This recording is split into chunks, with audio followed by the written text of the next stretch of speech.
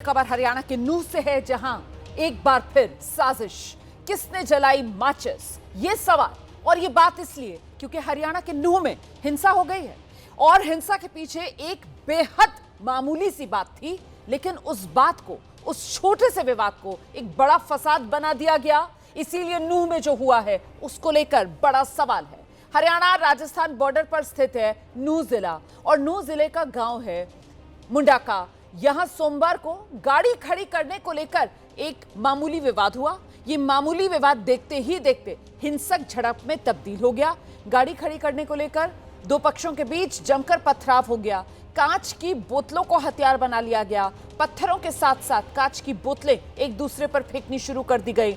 एक मोटरसाइकिल, एक दुकान को आग के हवाले कर दिया गया। हिंसक झड़प में दोनों ओर के दर्जनों लोग घायल हो गए हैं।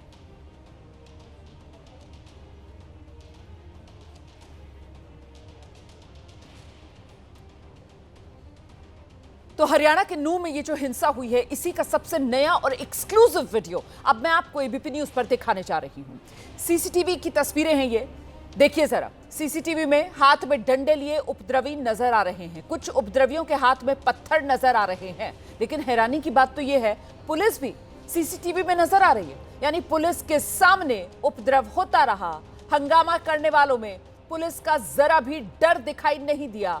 हालांकि वीडियो में दिख रहा है कि बीच बीच में पुलिस रोकने की भी कोशिश कर रही है, लेकिन लाठी डंडे लिए उपद्रवी हंगामा कर रहे हैं, पत्थरबाजी लगातार कर रहे हैं। पुलिस का उन्हें कोई डर नहीं और उनके सामने पुलिस बेबस और लाचार नजर आ रही है।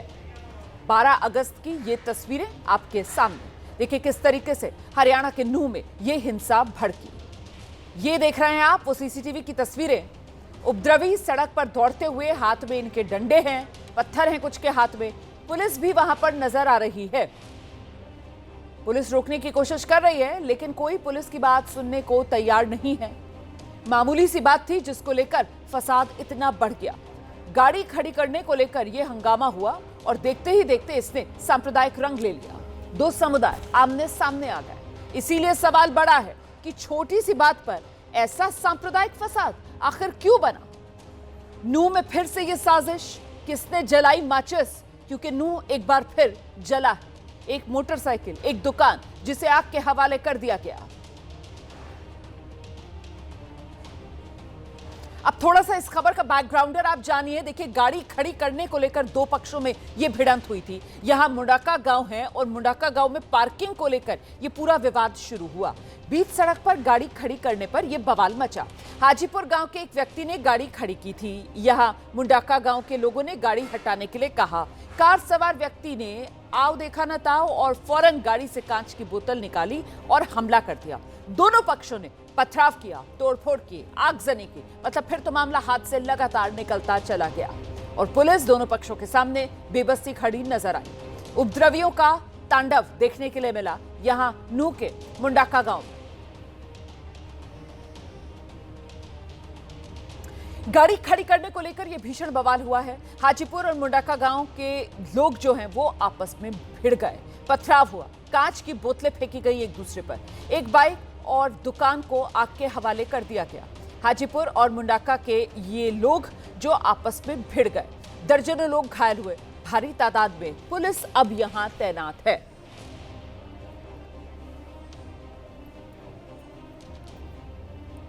तो लड़कों का आपस में जो है ऊपर साइड लेने को लेकर के झगड़ा हुआ है।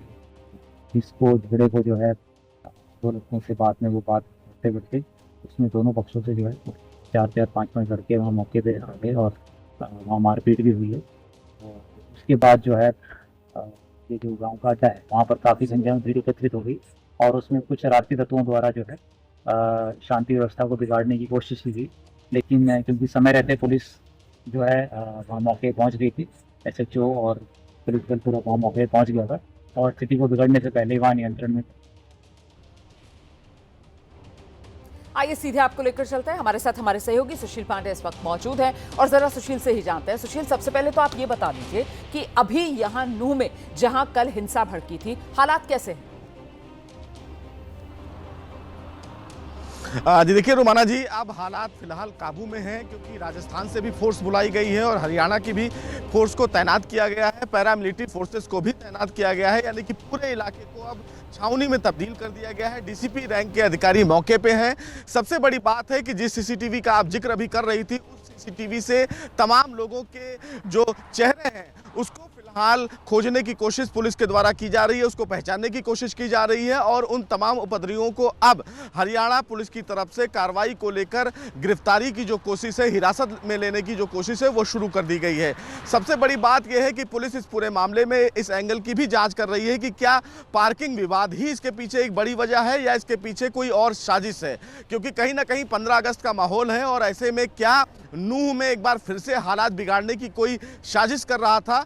फिलहाल अभी तक जो शुरुआती जांच है रोमाना जी, उसके मुताबिक पुलिस ये कह रही है कि गाड़ी खड़ी करने को लेकर दो गांव यानी कि हाजीपुर और मुंडका के लोगों में ये पूरा विवाद हुआ, जिसमें तमाम जो लोग हैं वो सड़कों पर उतर आए, हाथों में पत्थर लिए हुए थे, बोतलें थी, लोग सड़कों से पत्थरबाजी करने लगे। लेकिन समय रहते जो वहां की फोर्स थी वो वहां पर आ गई और उसके बाद वो उपद्रवियों को रोकने की भी कोशिश करती रही, लेकिन वो लोग इतने ज्यादा उग्र थे कि वो पुलिस की बात नहीं मान रहे थे और एक दूसरे पर पत्थरबाजी कर रहे थे, जिसमें वहां पर खड़ी एक बाइक को भी जला दिया गया, एक दुकान को नुकसान पहुंचाया गया। तो इन तमाम पहलुओं पर अब हरियाणा पुलिस जांच को लेकर आगे बढ़ रही है। आप रहिए मेरे साथ सुशील, आप रहिए मेरे साथ, मैं लौटूंगी आपके पास।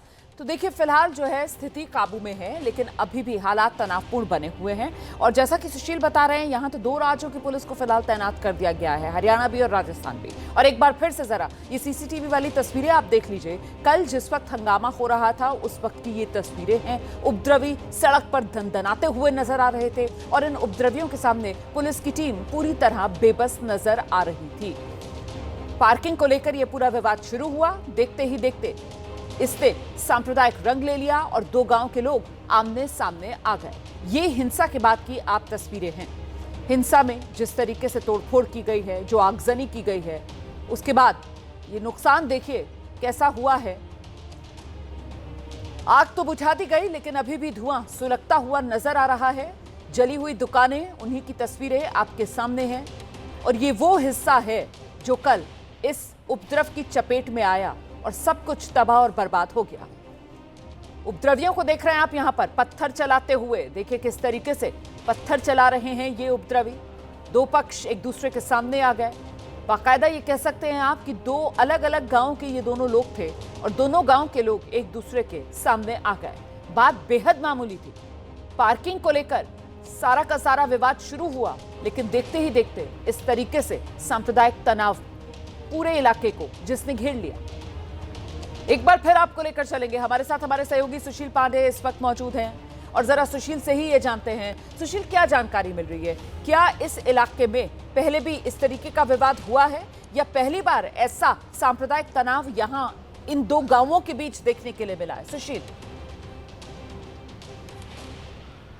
जी देखिए, अभी तक जो जांच हुई है उस जांच के मुताबिक इतना बड़ी हिंसा फिलहाल इस गांव में नहीं देखने को मिली है। हाँ, छिटपुट हिंसा की बात पुलिस के द्वारा जरूर कही जा रही है कि अगर थोड़ी बहुत लड़ाई हो तो वो देखी जाए, लेकिन इस प्रकार की हिंसा पहली बार फिलहाल यहाँ पर देखा गया है। और अब फिलहाल ये बताया जा रहा है पुलिस के द्वारा कि स्थिति अब नॉर्मल है, लेकिन कहीं ना कहीं जो लोगों में एक अलग का गुस्सा देखने को मिला, जो तनावपूर्ण स्थिति देखने को मिली, उससे कहीं ना कहीं पुलिस अब इस पूरे मामले जांच को लेकर आगे बढ़ रही है। लेकिन पुलिस का कहना है कि सांप्रदायिक इसको रूप देने की कहीं ना कहीं एक बड़ी साजिश इसमें जरूर नजर आई, लेकिन अब जब वहां पर प्रॉपर फोर्स तैनात कर दी गई है तो किसी भी प्रकार से सांप्रदायिक रूप से इसको बदलने की कोशिश नहीं हो पाई। पुलिस ने उस साजिश को कहीं ना कहीं बेनकाब किया। आवारा कुत्तों के खिलाफ सुप्रीम कोर्ट की तरफ से बड़ा आदेश दिया गया। बीते सोमवार सुप्रीम कोर्ट ने अधिकारियों को निर्देश दिए और निर्देश क्या दिए कि दिल्ली राष्ट्रीय राजधानी क्षेत्र के इलाकों से सभी आवारा कुत्तों को उठाया जाए और उन्हें आश्रय स्थलों में रखा जाए। कोर्ट ने यह भी कहा कि सुनिश्चित किया जाए कुत्ते सड़कों पर वापस न आए। सुप्रीम कोर्ट के इस आदेश पर देश में जो डॉग लवर्स हैं और कुछ सियासी दल हैं उनकी तरफ से एक नई बहस छिड़ चुकी है और इसी आवारा कुत्तों के मामले को लेकर सुप्रीम कोर्ट के बाद राजस्थान हाईकोर्ट की तरफ से भी निर्देश जारी किए गए हैं। सुप्रीम कोर्ट के बाद राजस्थान हाईकोर्ट ने भी आदेश दिया आवारा कुत्तों के खिलाफ विशेष अभियान चलाया जाए।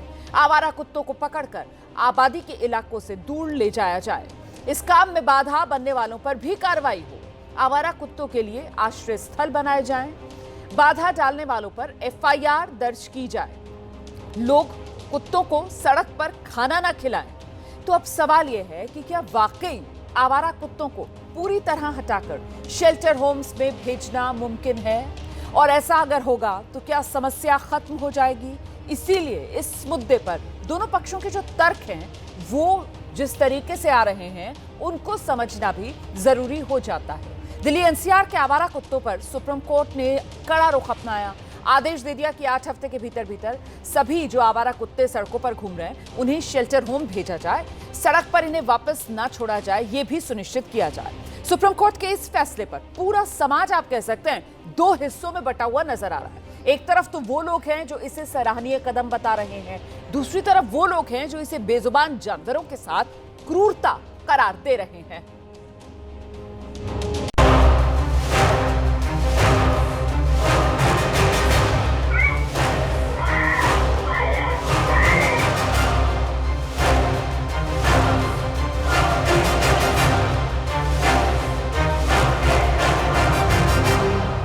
सरकारी आंकड़े बताते हैं कि साल 2024 में पूरे देश में हर घंटे कुत्ते के काटने की 430 घटनाएं हो रही थी, यानी कि हर मिनट करीब 7 घटनाएं।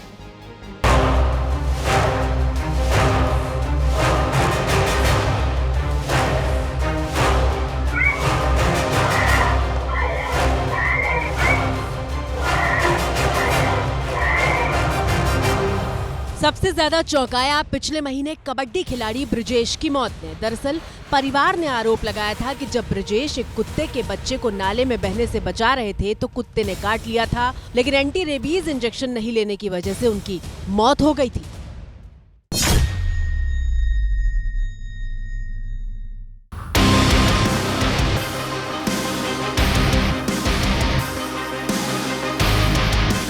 ये देश में हुई अलग अलग घटनाएं हैं, पर ताजा मामला क्या है वो जान लीजिए। आवारा कुत्ते के काटने के बाद रेबीज से होने वाली मौत की घटनाओं पर सुप्रीम कोर्ट ने 28 जुलाई को स्वतः संज्ञान लिया था। सुप्रीम कोर्ट ने मामले पर पहली सुनवाई करते हुए कहा था कि कोई भी एक्टिविस्ट या डॉग लवर उन बच्चों को वापस नहीं ला सकता जो कुत्तों की वजह से मारे गए। अब समय आ गया है कि सख्त कदम उठाए जाएं।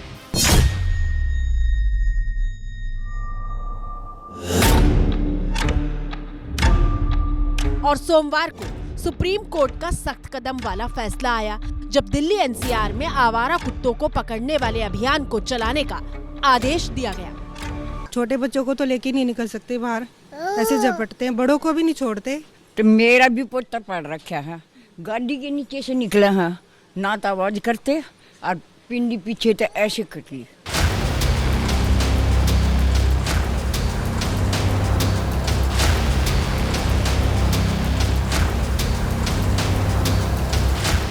सुप्रीम कोर्ट ने दिल्ली, नोएडा, गाजियाबाद और गुरुग्राम नगर निगम से कहा कि वो तत्काल डॉग शेल्टर होम बनाएं और कुत्तों को पकड़कर वहां रखना शुरू करें।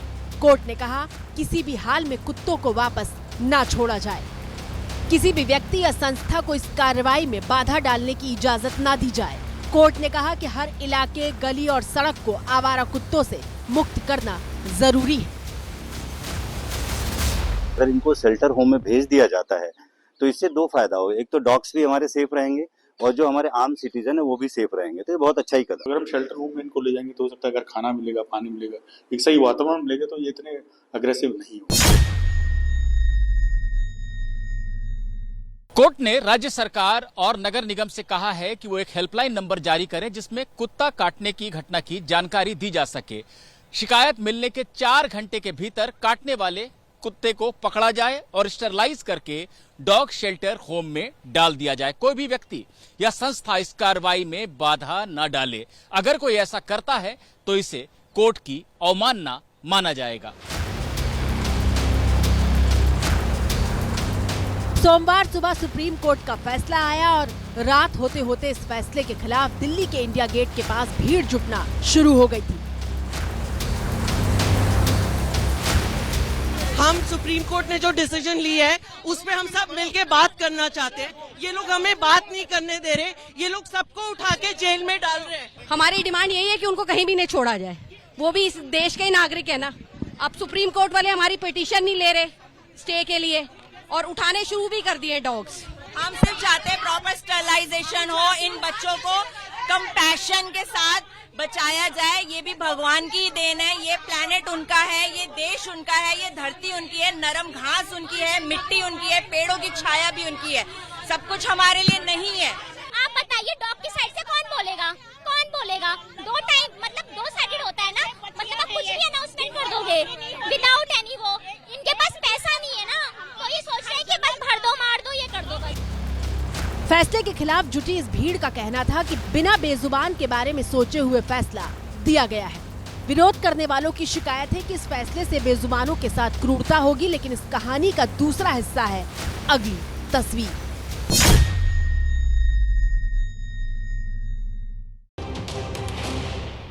अब सवाल ये कि जिस शेल्टर होम की बात की जा रही है, क्या उसे बनाना और वहां दिल्ली एनसीआर के आवारा कुत्तों को भेजना इतना आसान है? क्या दिल्ली एनसीआर में इतने शेल्टर होम्स मौजूद हैं? और अगर नहीं हैं, तो क्या 8 हफ्ते के भीतर भीतर ये शेल्टर होम्स तमाम तैयार किए जा सकते हैं? दिल्ली नगर निगम के पास कुल 20 शेल्टर होम हैं और ये शेल्टर होम भी सही तरीके से नहीं चल रहे। इन शेल्टर होम में कितने कुत्तों को रखा जा सकता है, इसका कोई सही डेटा मौजूद नहीं है। आपको बता दें कि सरकारी आंकड़ों के मुताबिक सिर्फ दिल्ली की अगर बात की जाए तो 60,000 से ज्यादा आवारा कुत्ते तो दिल्ली में ही हैं। पूर्व केंद्रीय मंत्री मेनका गांधी कह रही हैं कि ये गुस्से में लिया हुआ एक फैसला है, क्योंकि सरकार के पास इतने सारे कुत्तों को रखने के लिए जगह है ही नहीं।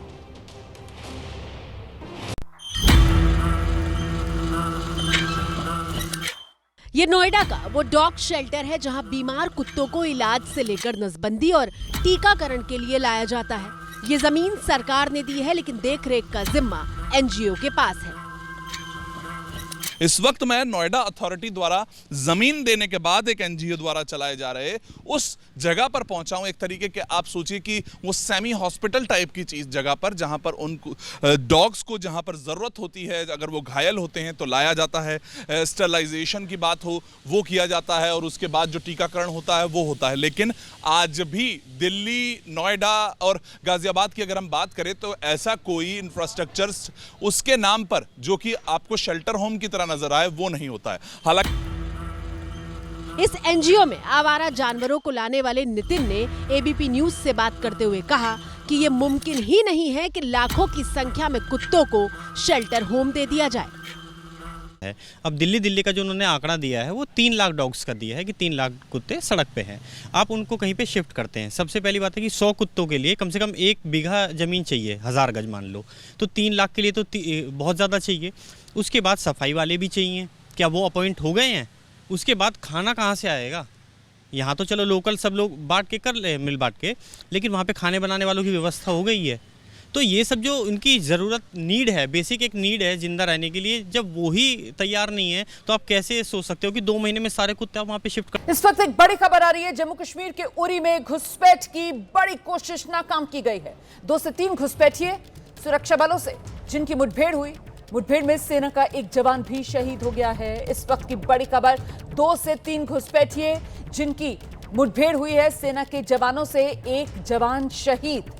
जम्मू कश्मीर के उरी में घुसपैठ की कोशिश में ये 2 से 3 आतंकवादी बताए जा रहे हैं। मुठभेड़ की जानकारी सामने आई है, सुरक्षा बलों से मुठभेड़ हुई है, एक जवान शहीद। इस पूरे इलाके को कॉर्डन ऑफ करके सुरक्षा बल इस पूरे इलाके में इस वक्त तलाशी अभियान तेज कर चुके हैं। पूरे इलाके को खंगाला जा रहा है। सीधे आपको लेकर चलेंगे, हमारे साथ हमारे सहयोगी आसिफ कुरैशी इस वक्त मौजूद है। जरा जानते हैं आसिफ कुरैशी से। आसिफ, क्या डिटेल्स और सामने आ रही हैं अभी तक? रोमाना, देखिए, अब जो सेना की तरफ से हमें बताई गई है कि आज रात में उरी सेक्टर में सामने पड़ने वाले पाकिस्तान के हाजीपीर इलाके से चुरुंडा गांव में एक घुसपैठ की कोशिश की गई है, जिसमें सेना का एक जवान जो है गोलीबारी में जख्मी हो गया था। उसको तुरंत ही यहाँ से उपचार के लिए उरी हॉस्पिटल ले जाया गया था, लेकिन यहाँ पे जवान की मृत्यु हो गई है। लेकिन अब सेना इस बात को सुनिश्चित करने के लिए कि क्या ये कोई घुसपैठ की ही कोशिश थी या फिर पाकिस्तानी सेना की तरफ से कोई बैट एक्शन किया गया था, जिसमें अग्रिम चौकी को निशाना बनाकर सेना के इस जवान पर हमला किया गया है, इसीलिए काउंटर मेजर्स यहाँ पे लॉन्च कर दिए गए हैं। ना सिर्फ पूरे सरहद के इलाके में जहाँ से भी ये सरहद पर लगी हुई बाढ़ होती है उसकी पेट्रोलिंग बढ़ा दी गई है, साथ साथ बॉर्डर एक्शन टीम्स को भी एक्टिव कर दिया गया है कि ताकि पाकिस्तानी बॉर्डर एक्शन टीम अगर इस इलाके में मौजूद हो तो उनको काउंटर करने के लिए भारतीय सेना भी काउंटर ऑपरेशन चलाए। लेकिन अभी तक की जानकारी में जो बात सामने आई है उसमें यही कहा गया है कि 2 से 3 घुसपैठियों ने रात के अंधेरे में चुरुंडा गांव के सामने से बाट काटकर भारतीय इलाके में घुसने की कोशिश की थी, जिसको सतर्क सुरक्षा कर्मियों ने विफल कर दिया और दोनों ओर से हुई गोलीबारी में सेना का एक जवान जो है घायल हो गया था, जिसकी बाद में मृत्यु हो गई है। बहुत धन्यवाद आपका इस तमाम जानकारी के लिए। तो 2 से 3 घुसपैठिए जो घुसपैठ करने की कोशिश कर रहे थे, लेकिन सतर्क सेना के जवान जिन्होंने इन घुसपैठियों को खदेड़ दिया। हालांकि जो गोलीबारी हुई है उसमें एक भारतीय सेना का जवान शहीद। उत्तर भारत में लगातार बारिश से पहाड़ दरक रहे हैं, मैदान बाढ़ की चपेट में है। कुदरत के इस कहर का असर अब पूर्वी भारत में भी नजर आ रहा है। खासकर बिहार में नदियों किनारे बसे शहरों का तो बुरा हाल हो गया है। गंगा समेत अन्य नदियों का बढ़ा जलस्तर शहरों की तरफ तेजी से बढ़ रहा है। नदी किनारे बसे रिहायशी इलाके डूबे हुए हैं, लोग पलायन करने को मजबूर हैं।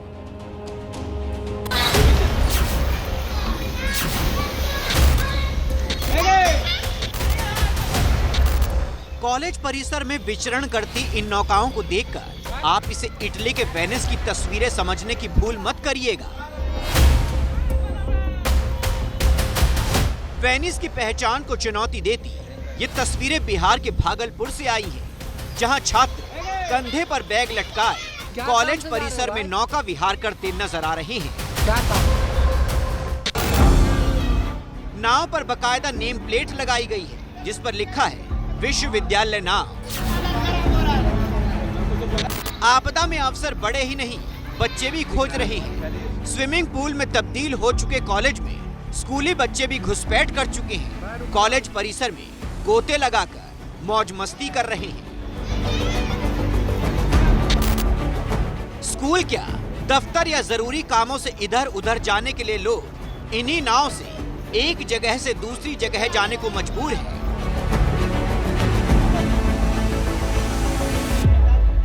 बहुत भयंकर विश्वविद्यालय का स्थिति है। पूरा पानी पानी, एकदम रूम बरंदा सगड़े पानी में जा रहे हैं, नाव से जा रहे हैं। बाढ़ से भयावह स्थिति है और हम लोग को काम पे आना पड़ रहा है। काम भी जरूरी है और विश्वविद्यालय नाव का प्रबंध किया है, उससे आना जाना करते हैं। गले तक लबालब पानी भरा है। एक हाथ से लकड़ी के गट्ठे के सहारे और दूसरे हाथ से रस्सी थामकर ये शख्स इस दरिया को पार कर रहा है। तस्वीरें बिहार के मोकामा की हैं। गंगा नदी के उफान में होने से हालात भयावह हो गए हैं। पानी लोगों के घरों में घुसपैठ कर गया है। जिन सड़कों पर कुछ दिन पहले तक लोग चलते थे वो नदी में तब्दील हो चुकी हैं। स्थानीय लोग बोट की मदद से परिवार समेत यहां से सुरक्षित जगहों की ओर कूच कर रहे हैं।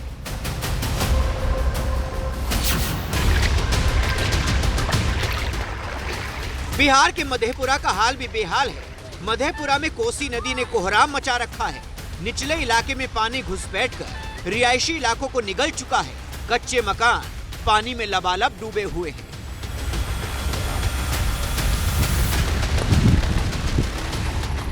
जिस दुपहिए वाहन ने आवाजाही आसान बनाई थी वो भी कुदरत के सामने सरेंडर कर चुका है। मोटर बाइक को भी लकड़ी की बोट पर लादकर सुरक्षित जगहों तक पहुंचाया जा रहा है।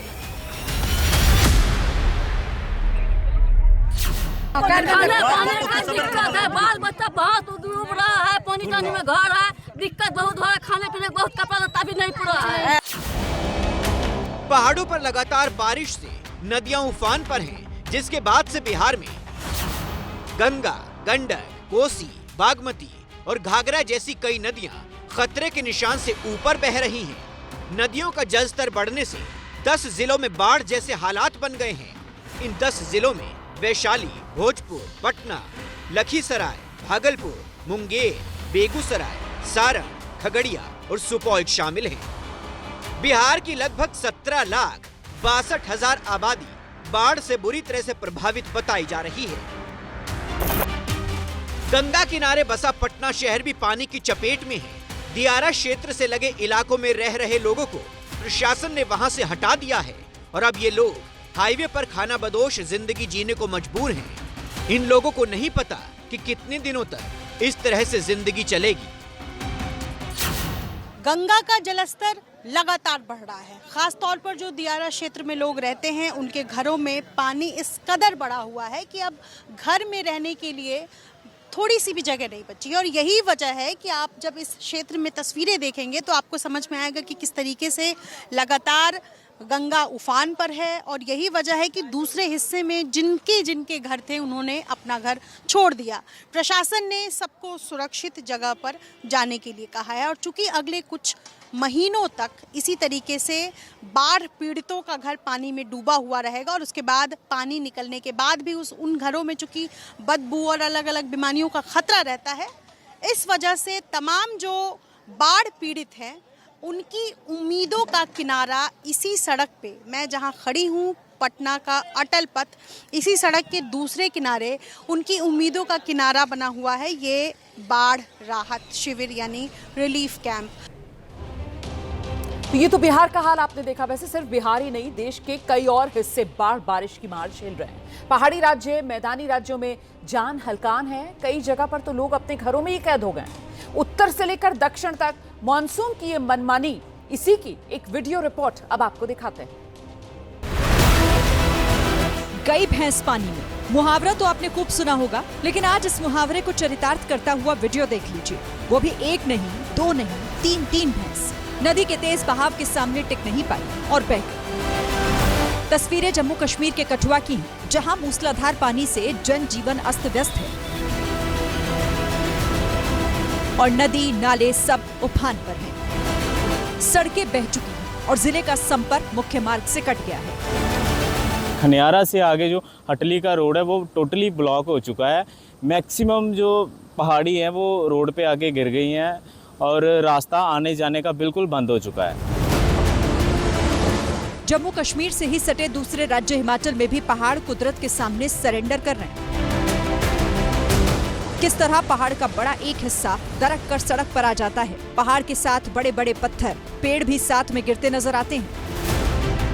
इसी दौरान वीडियो में एक शख्स भी जान बचाकर भागता नजर आ रहा है। पहाड़ के गिरने से ठीक पहले उस शख्स ने परिस्थिति को भांपा और उल्टे पांव दौड़कर अपनी जान बचाने में कामयाबी पाई, लेकिन कुदरत के कहर से ये बच नहीं पाई। देखिए, ये निजी बस इन ऊंचे ऊंचे पहाड़ों से गुजर रही थी, तभी पहाड़ से एक बड़ा पत्थर गिरा और बस में जा गिरा। पत्थर की स्पीड इतनी तेज थी कि बस की छत में छेद हो गया। तस्वीर हिमाचल के चंबा की है। बताया जा रहा है कि जब ये घटना हुई उस वक्त बस में 20 से 25 लोग सवार थे, जिनमें से 2-3 यात्रियों को चोट आई।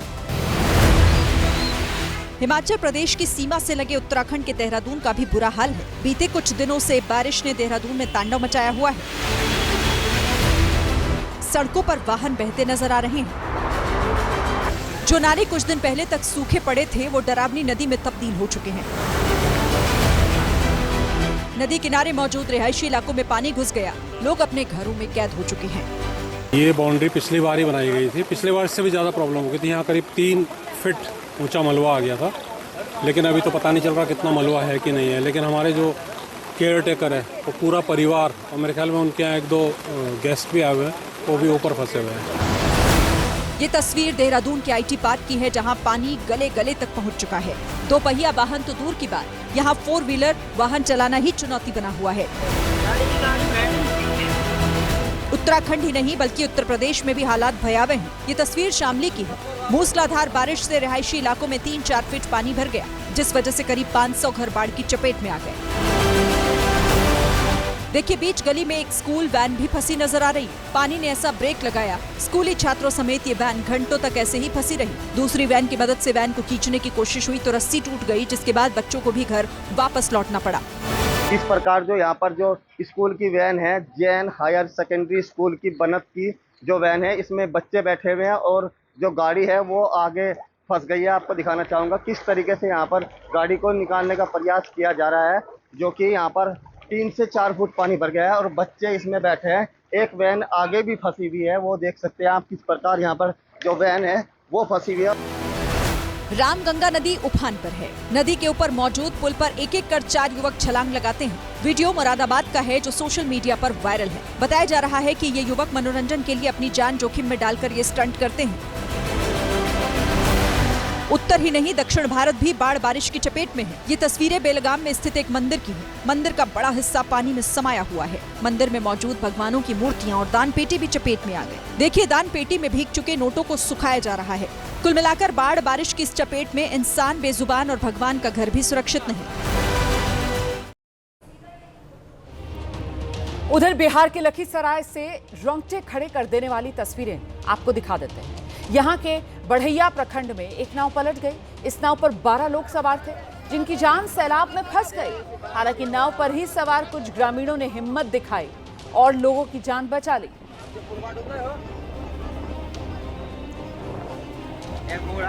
बिहार के लखीसराय की ये तस्वीरें आपके सामने हैं। नाव से जा रहे थे, 12 लोग थे, नाव पलट गई और फिर यहाँ जो ग्रामीण थे उन्होंने ही सबकी जिंदगियां बचा ली।